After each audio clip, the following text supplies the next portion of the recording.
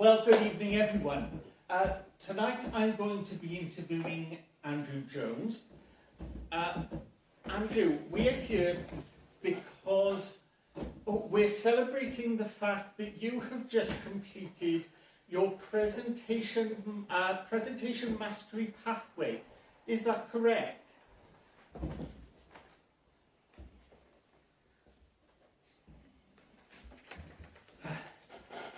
Yes, it is. What a pain in the arse. I've got a piece of paper here. It says, "That's not all. There's an electrifying path completion speech that you won't want to miss."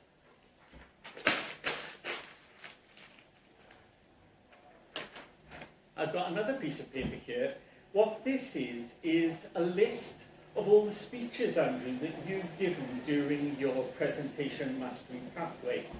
And my question to you is, why did you think it was appropriate to start a pathway with an icebreaker that was called, "What's the difference between 20% and 20%?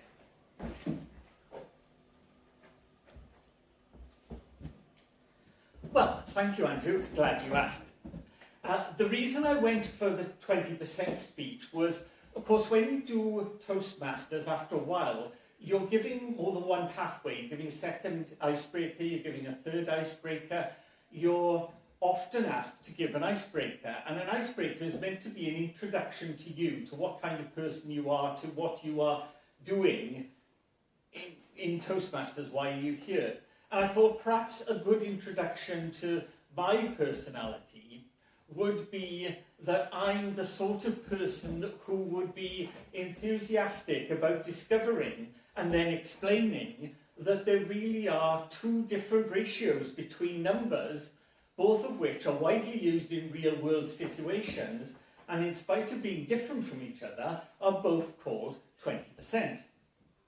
And it occurred to me that after I'd given that speech, I'd never tried to work out what the difference was between 20% and 20%, because that was the title of the speech, "What's the difference?" And I thought I'd try and work it out, and I did. It turns out that the difference is 16.6 recurring percent. And then I thought, no, hang on, I bet you can express that the other way. And sure enough, you can. And if you do express it the other way, the difference between 20% and 20% is 20%.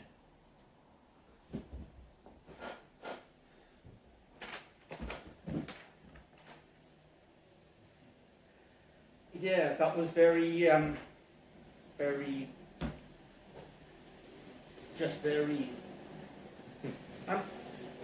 Andrew, your next speeches went on to apparently be about administrative issues. You gave a speech about DOTAS, you gave a speech about DAC 6, you gave a speech about FATCA, you gave a speech about Brussels 4. Can you give us some idea of what any of that is about?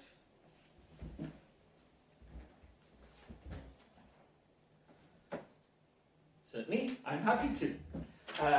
DOTAS is the disclosure of tax avoidance schemes. Brussels 4 is the fourth Brussels Protocol, and that became the EU succession regulation.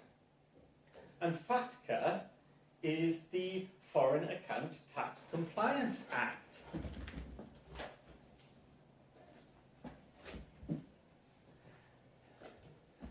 Beginning to lose the will to live over here.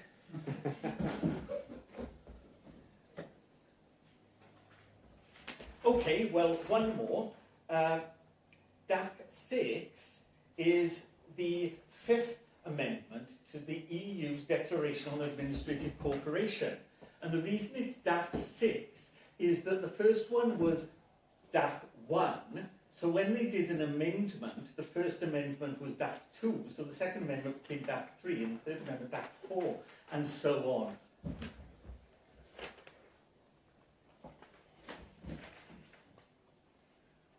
Okay, I'm going to say that was interesting. Moving on, you did a speech, Andrew, about being a protege. This must have been the end of level 2, because everybody does a speech about being a protege. Tell us how that went.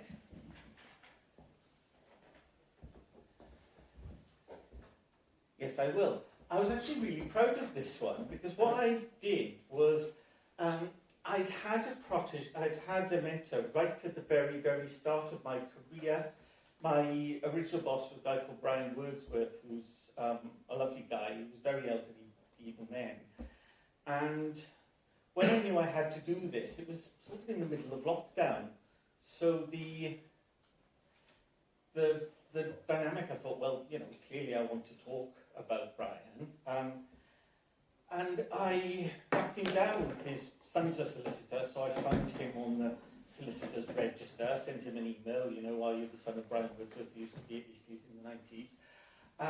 And he's still alive and still in good health. He's in his mid-90s now, but he came along to our meeting, so I was able to do the speech about being mentored as it were a speech in Brian's honour while he was there to hear it, and I was really proud of that. I thought that was a really nice thing that just happened to work out right there in the middle of lockdown.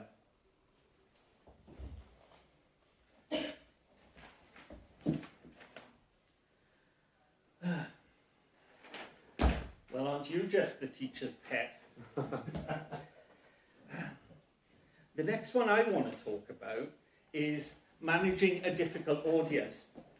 Because Toastmasters, right, they are evil.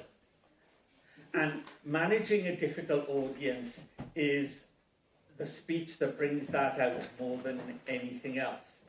Now, I've not seen managing a difficult audience done very often. It's surprising. It's a level 3 elective. You'd think it would come up all the time. But I think a lot of people look at it and they go, not doing that, that's scary. The way it works is that you have to stand up here and 5 people scattered around the audience will be given the task of disrupting your speech in various predictable ways, and the manual tells them what to do. Unless you're me. In which case, what happened was, I did this, it was post-lockdown, did it at Victoria Park Pub, and I stood up, started giving my speech, and the 5 people who had been allocated by Pelin to disrupt me started doing their disrupting bit. And then everybody else in the audience cottoned on. So what happened was that, you know, quite unintentionally as far as I'm concerned, the whole audience started to play this game where they were trying to derail my speech. So I was bravely trying to shag on, and someone over here, then someone over here, and then someone here would interrupt me with some irrelevant question and try to get me off course. And it's fine. But and I think it was funny at the time. I think that's what made it work, was that I wasn't too fazed by it. But I do worry that other people in the audience will think that they don't want to do that project just because they don't want to face that barrage. And I would say, if you're thinking of doing it, definitely do it. It's a really good experience, and we will try to keep the audience under control for you. How's that, Andrew?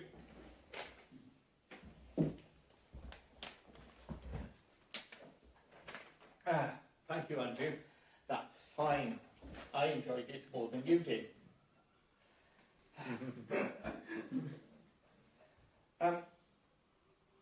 At this point, I wanted to ask, we're talking about your presentation mastery pathway, and I think at this point what happened was that you stopped doing your presentation mastery.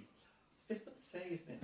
Your presentation mastery pathway, you stopped doing it for a while in order to do a dynamic leadership pathway, and you did it in 2 weeks. Is that correct?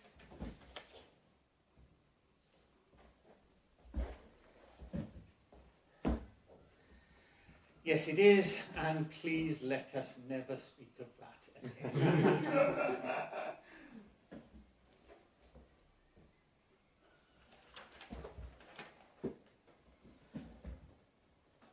All right, so to end on two positive notes, I think. One was that when you do level 5, the projects, they get more difficult, they get more challenging. And the one that you've got to do on presentation mastery involves giving a keynote address that is called Prepare to Speak Professionally. And the thing I was really pleased about with that one was that I was able to give a speech that I was actually giving professionally as part of my work. There was a conference in Cardiff. I was giving a speech on inheritance tax, and it was a charities conference, and I was explaining to the delegates, why it is that giving to charity not only helps the charities, which is perhaps obvious, but how it can also help your families as well. And so I used that speech as the opportunity to do the Speaking Professionally pathway. Someone from the club, Helen from the club, came over to the conference as well and sat in the audience and dutifully wrote out a little evaluation for me. So it's great, and remember that yourselves, that'll be one of the opportunities that you will get when you do your pathways too. The last one that I'm going to mention, of course, we did at the very last meeting. I'm only speaking at this meeting, I happened to swap with someone who was going to be speaking at this one. And at the very last meeting, we did the panel, and it's great because sometimes you get to bring other people in, and other people get to help you as well. And we had a really professional panel there. I love doing that. So anyway, that's the end of my little run through of my presentation mastery path. So it's good night from me, and